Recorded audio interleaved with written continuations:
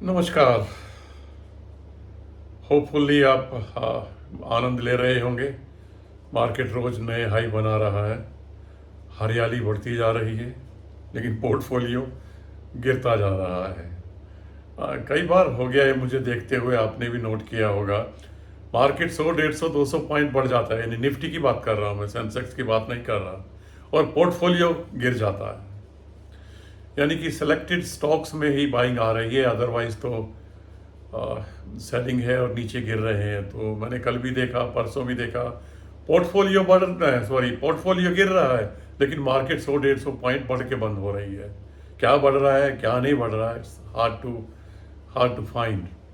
इक्का दुक्का शेयर्स बढ़ते हैं, पर कुछ वेटेज है जो डिसाइड कर देती है कि भाई इतना वेटेज है तो इतना बढ़ गया, और हमारे शेयर्स बेचारे वो लाल दिखाते हैं। पोर्टफोलियो उदास सा मुंह लेके 3:30 बजे दिखाता है हमको, देखिए आज भी मैं रेड बंद हुआ हूँ, तुम्हारी मार्केट चाहे कितनी भी ग्रीन क्यों ना हो, कितने ही रिकॉर्ड क्यों ना तोड़े, हम भी रिकॉर्ड तोड़ रहे हैं, आपका पोर्टफोलियो नेगेटिव बंद हो रहा है। चलिए खैर, ये चलता रहता है, और इसीलिए ज़रूरत होती है कि आप अपने स्टॉक्स का रेगुलर मॉनिटरिंग करें, बहुत ज़रूरी होता है।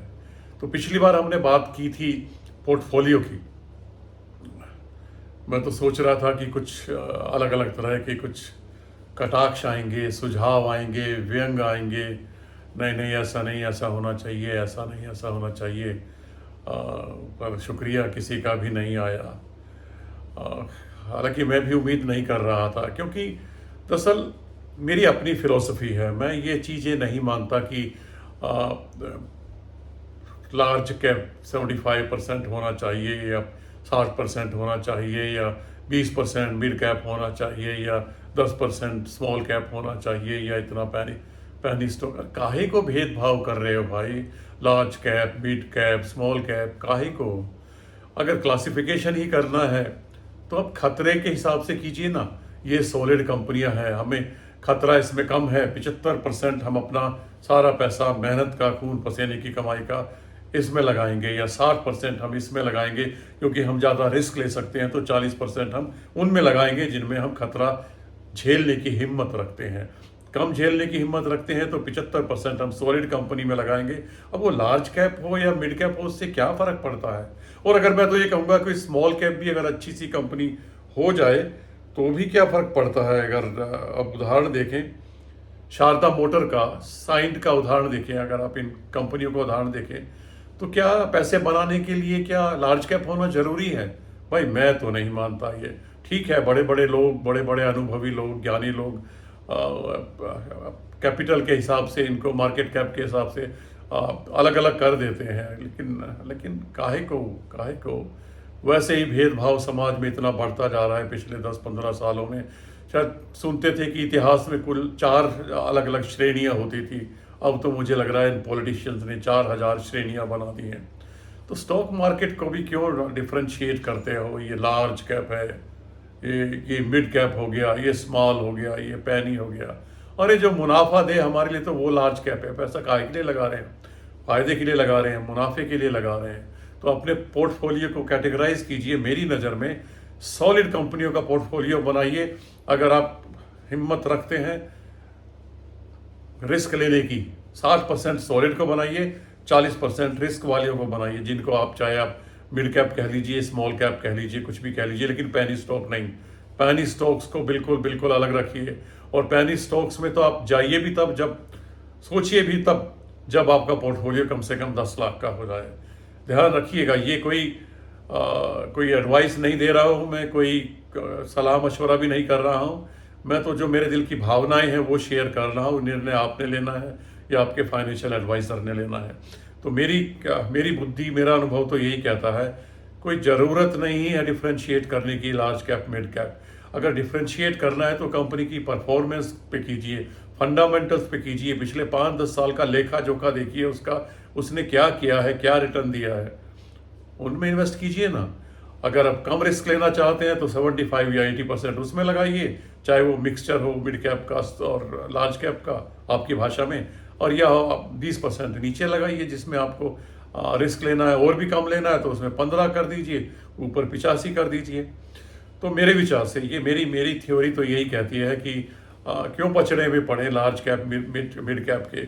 मुझे नहीं लगता, मैं शायद अगर गलत भी हो सकता हूँ क्योंकि 2-4 लोग ऐसे निकल सकते हैं, मुझे नहीं लगता कि अगर आप 1000 लोगों को ढूंढेंगे तो वो अपने पोर्टफोलियो को देखकर उनमें से 1000 में से 950 आदमी क्या ये बता पाएंगे कि ये मेरे इतना परसेंट मिड कैप है, इतना परसेंट लार्ज कैप है, इतना स्मॉल कैप है।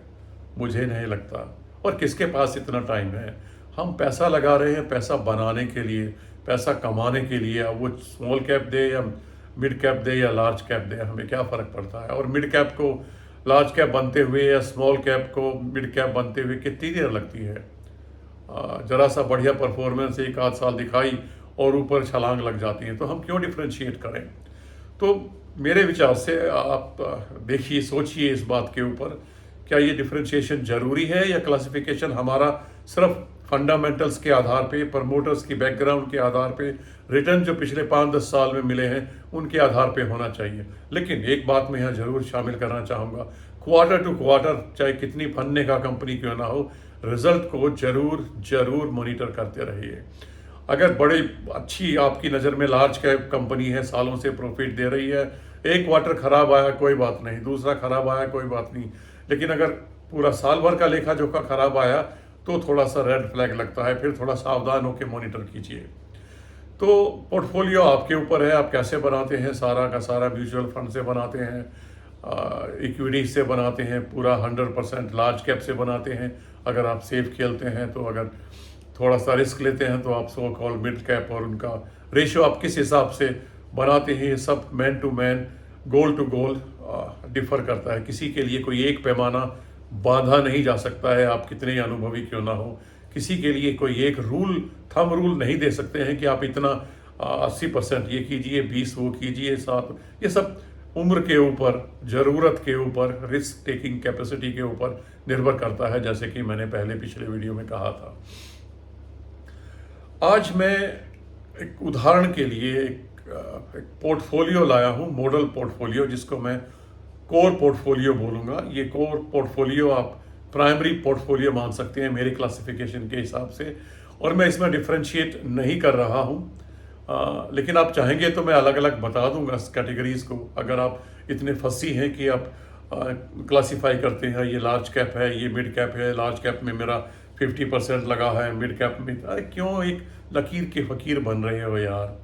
लोग चले आ रहे हैं, लकीर को पीटते चले आ रहे हैं। वही जो आगे नए आ रहे हैं जिन्होंने मार्केट को अभी 6 महीने से भी नहीं देखा, वो भी large cap, mid cap, small cap की बात करते हैं। कितना हिसाब रखते हैं भाई लार्ज कैप का, स्मॉल कैप का, मिड कैप का और पैनी स्टॉक्स का? कोई नहीं रखता। अनाउंसमेंट जरा सी हुई, किसी ने जरा सा कहीं से कोई सुराग दिया, इसको खरीद लो, करोड़पति बन जाओगे, ये हो जाए, और आप फटाफट दौड़ पड़ते हैं शेयर्स को खरीदने के लिए। कहाँ जाती है आपकी सोच large cap, mid cap, small cap वाली? कोई मायने नहीं रखता। हम लालची बन के भाग लेते हैं, अरे उसको खरीद लो, उसने सलाह दी है, और ये सलाह देने वाले आते हैं और गायब हो जाते हैं। बाद में पता चलता है कि सेबी का 12 करोड़ का जुर्माना हो गया, 15 करोड़ का जुर्माना हो गया। क्यों ऐसे लोगों के पीछे भागते हो? अमा यार, कितनी वेबसाइट्स हैं, एनएससी की है, बीएससी की है, मनी कंट्रोल है, सारा लेखा जोखा 2 मिनट में सामने आ जाता है। कंपनी कितना डिविडेंड दे रही है, मार्केट कैप कितना है, 52 वीक का लो कितना है, हाई कितना है, सब कुछ सामने आ जाता है। क्यों लूले लगड़े बन के बैठे हुए हो? इस्तेमाल कीजिए ना थोड़ा सा अपनी उस इम्प्लीमेंट होने वाली सलाह को, चाहे मैं दे रहा हूँ या कोई भी दे रहा हो। चलिए, लंबा नहीं खींचता, आप सभी समझदार हैं, मैं तो ये मान के चलता हूँ, पर मुझे ये गलत लगता है। पहली बात मैंने आपको बोली थी कि वो क्लासिफिकेशन डाइवर्सिफिकेशन का मुझे गलत लगता है। अगर आप शेयर मार्केट में अलग अलग सेक्टर में लगा रहे हैं तो वो बैलेंसिंग या रीबैलेंसिंग है, डाइवर्सिफिकेशन नहीं है, मैंने पहले बोला था। आज मैं दूसरी बार बोल रहा हूँ कि ये क्लासिफिकेशन मुझे नहीं जचता। ये लार्ज कैप है, मार्केट कैप है, ये मिड कैप है, ये स्मॉल कैप है, वो एक क्राइटेरिया नहीं है रिटर्न देने का। इसके आधार पर आप रिटर्न निर्धारित नहीं कर सकते हैं। बहुत बेहतरीन एग्जाम्पल आपके सामने भी होंगे और मेरे सामने भी हैं। छोटा सा एग्जाम्पल 2 याद आ रहे हैं मुझे, क्योंकि मेरे पोर्टफोलियो में है। मुझे नहीं लगता, शायद 2 साल हुए होंगे, बिल्कुल नहीं हुए होंगे, आप चेक करके देख सकते हैं। ये शायद 22 की बातें हैं और 23 की शुरू की भी हो तो कोई ताज्जुब नहीं है। ट्रेंट 1200 रुपये का शेयर था जो मैंने 1200 में खरीदा था। वो बात है कि बीच में जरूरत पड़ने पर कुछ थोड़ा सा आगे बढ़ने पर बेचा भी था, पर आज भी मेरे पास 1200 के रेट के हैं। HAL 2 साल नहीं हुए हैं, उसी टाइम की बात है, लगभग 1300 से लेके 1400 के बीच में मैंने खरीदा था। अपार इंडस्ट्रीज 2600-2700 में, उसी टाइम की बात है, 2600-2700 में मैंने अपार इंडस्ट्रीज खरीदा था जो आज 9000 का शेयर है। और कितने एग्जाम्पल दूं मैं आपको, चलिए याद आएगा तो मैं बता दूंगा। BSE 500, 400, 500 का शेयर था, कहाँ जाके बैठा हुआ है। बहुत बहुत उदाहरण हैं ऐसे। तो काहे को हम डिफ्रेंशिएट करते हैं, ये लार्ज कैप है, ये मिड कैप है और ये स्मॉल कैप है। और ये तो आपने देख ही लिया होगा, जो फायदा स्मॉल कैप और मिड कैप दे रही हैं वो लार्ज कैप नहीं दे रही हैं। बस थोड़ा मॉनिटरिंग जरूरी है उनके लिए। चलिए मैं आता हूँ, लंबा हो जाएगा वीडियो, वरना तो आप कहेंगे क्या कहानी सुना दी है। जो मैंने एक मॉडल पोर्टफोलियो बनाया है मेरे विचार से लॉन्ग टर्म के लिए, जो कोर पोर्टफोलियो हो सकता है, ये कोई एडवाइस नहीं है, कोई सलाह नहीं है। मैंने कहा है मॉडल पोर्टफोलियो है, एक सैंपल पोर्टफोलियो है कि आप इस तरह की कंपनियां छांट कर एक पोर्टफोलियो बना सकते हैं जिसको आप कोर पोर्टफोलियो कहेंगे। और मैंने इसमें सिर्फ 15 स्टॉक शामिल किए हैं। अगर आप कहेंगे, अगर आप बहुत फंसी हैं, तो इनको मैं लार्ज और स्मॉल कैप में भी डिवाइड करके आपको बता दूंगा। लेकिन ये आपके ऊपर निर्भर करता है कि कोर पोर्टफोलियो में आप 15 रखते हैं, 20 रखते हैं। मैंने ये मान के कि टोटल आपके स्टॉक 30 होंगे प्राइमरी और सेकेंडरी में। टर्शरी अभी मैं बात ही नहीं कर रहा, क्योंकि वो तो बहुत बाद की बात है। अगर आपके पास पोर्टफोलियो बड़ा है तभी आप जाइए पैनी स्टॉक्स में, वरना टर्शरी में जाने के लिए सिर्फ आप ट्रेडिंग कर सकते हैं, मोमेंटम या स्विंग ट्रेडिंग को कर सकते हैं। और IPO के लिए भी उसी को यूज़ कर सकते हैं आप चाहे तो। IPO के लिए वैसे तो कोई भी यूज़ हो सकता है, पर एक सेपरेट अकाउंट रहेगा, आपको पता भी रहेगा क्या मिला है और क्या नहीं मिला है। चलिए पहला स्टॉक जो सबसे पहले मैं लेना चाहता हूं, जिसको सब लोग किंग ऑफ स्टॉक मार्केट कहते हैं, रिलायंस इंडस्ट्रीज। रिलायंस इंडस्ट्रीज आपके पोर्टफोलियो में होना चाहिए अगर आप सोच रहे हैं तो। सलाह नहीं है, एक मॉडल पोर्टफोलियो में एक उसकी वेटेज एक मायने रखती है, क्योंकि HDFC और रिलायंस आपको मालूम होगा निफ्टी में उनकी वेटेज बहुत ज़्यादा है। तो आप कंसीडर कर सकते हैं, अगर आप पोर्टफोलियो बनाना चाह रहे हैं तो कंसीडर कर सकते हैं मेरी इस लिस्ट को। जो आपको अच्छा लगे उसको शामिल कर सकते हैं, बाकी अपने वित्तीय सलाहकार की राय जरूर ले लें। तो मेरी लिस्ट है, मैं बिना किसी बीच बचाव के मैं लिस्ट बोलता जाता हूँ, और थोड़ा बहुत कुछ कमेंट्स होंगे तो मैं बोलता जाता हूँ। रिलायंस मल्टी बैगर रिटर्न्स दिए हैं, मैं देख रहा हूँ कब से, 80s से देख रहा हूँ, जब डायरेक्ट शेयर मिले थे या कन्वर्टिबल डिवेंचर्स भी मिले थे H सीरीज़ के, और एक सीरीज़ और थी पहले जो बाद में कुछ पार्शली कन्वर्टिबल थे, कुछ फुल्ली कन्वर्टिबल थे, जो शेयर्स में कन्वर्ट हो गए थे। उसके बाद तो बोनस और राइट पता नहीं क्या क्या आया, और डिमर्जर हुआ, उसके बाद कितनी सारी कंपनियां बन गई, वो आपके सामने है।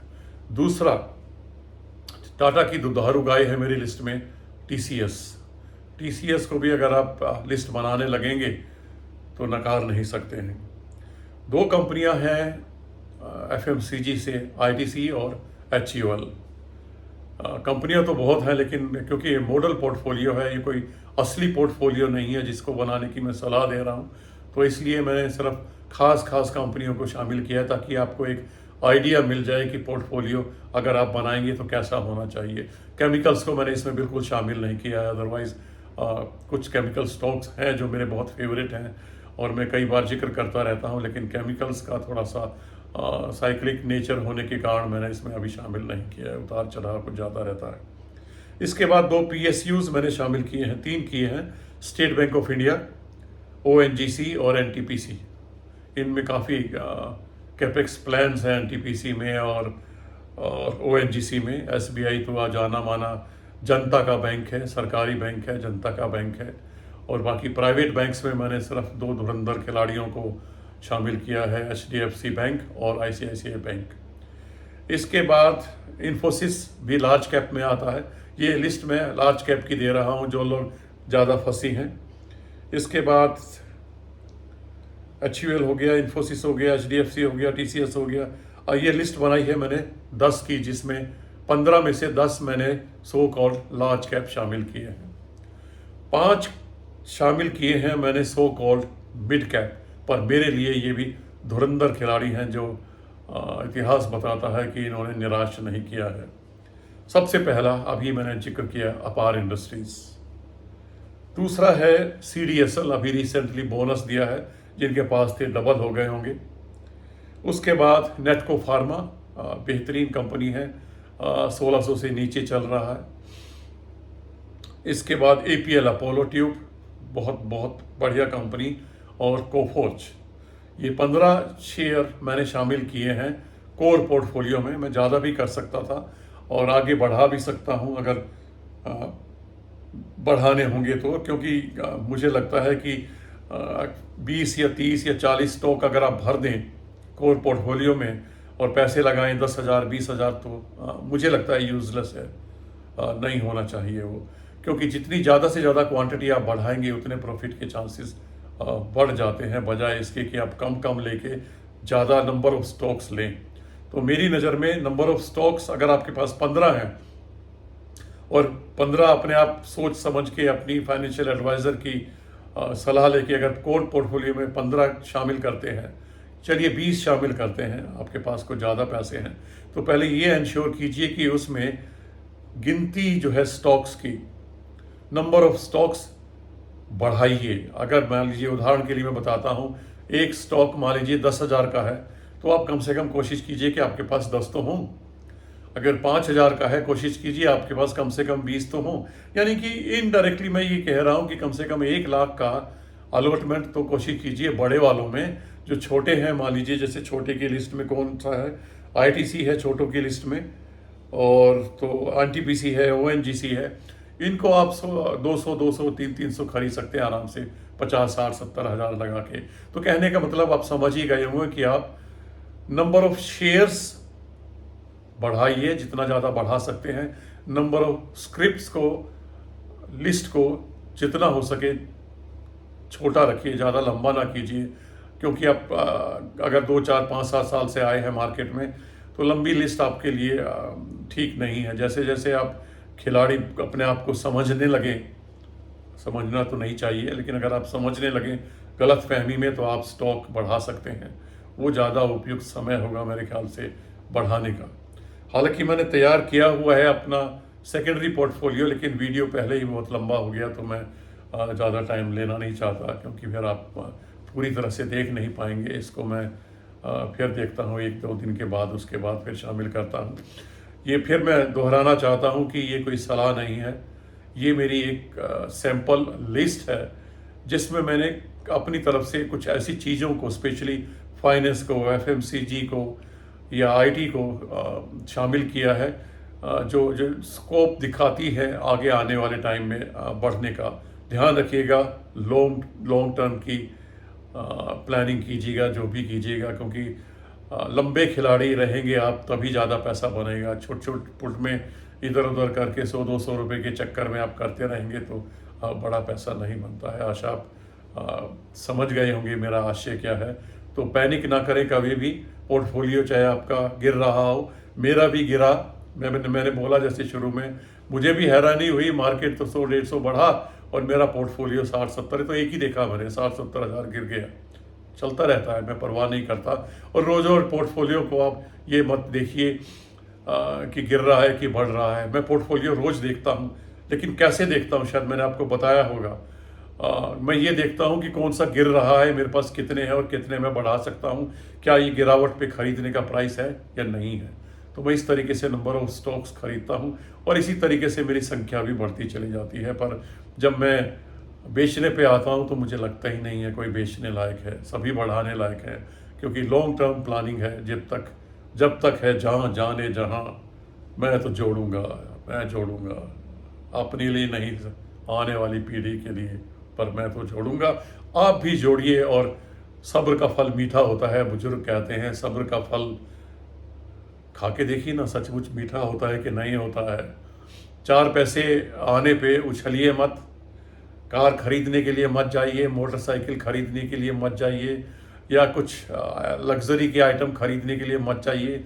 लग्जरी आइटम्स के लिए मैंने आपको विंडो दिया हुआ है, आपकी इनकम में से 30% का। अपने डिज़ायर वहाँ पूरी कीजिए जो करना है। ये 20 से 25% सेविंग्स का है और सेविंग्स में इन्वेस्टमेंट का है, इसको ना छेड़ें, बिल्कुल ना छेड़ें। 30%, 100 रुपये कमाने में से 100 में से 30 बहुत होता है ऐश करने के लिए, खाने पीने के लिए, उड़ाने के लिए, कार खरीदने के लिए, ज्वेलरी खरीदने के लिए, कुछ भी खरीद सकते हैं। 30% में काफ़ी बड़ा अमाउंट होता है। अगर 50,000 की सैलरी है तो भी 15,000 होता है। 15,000 कम नहीं है उड़ाने के लिए। और मैं तो कहता हूँ उस 15,000 में से भी 2-4 हज़ार खिसकाइए ना उधर कोई इन्वेस्टमेंट में, मज़ा आ जाएगा। चलिए आज के लिए इतना ही, फिर मिलते हैं। वीडियो लंबा हो गया है, सॉरी।